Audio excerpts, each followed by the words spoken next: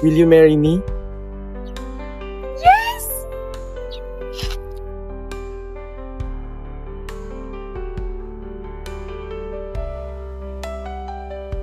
Dapat 12 anak natin ha. Gusto kong pangalan. Junjun, Maria, RR, Ana. Alam naming nakaka-excite magplano ng future together. Kaya naman, nandyan ang Population Division ng City Health Services Office para gabayan kayo sa pagplano ng pamilya.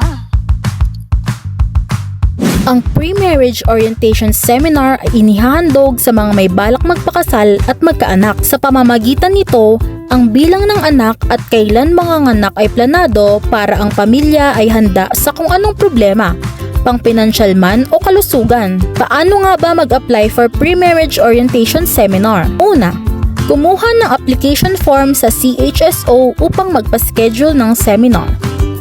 Pangalawa, sa mga 26 plus years old, kailangan magbayad ng 50 pesos upang makadalo sa half-day seminar. Pangatlo, sa mga may gusto ng pre-marriage orientation and counseling, kailangan naman magbayad ng 100 pesos. Pang-apat, dalhin ng application form, ID at official receipt upang makadalo. Paalala lang po na tuwing Thursday ginaganap ang pre-marriage orientation seminar para sa mga 25 years old and below at kailangan magbayad ng 100 pesos. Habang every Tuesday naman po ang pre-marriage orientation and counseling para sa mga 26 years old and above at kailangan magbayad ng 50 pesos. Siguraduhin dapat isa sa inyo ay residente ng Baguio.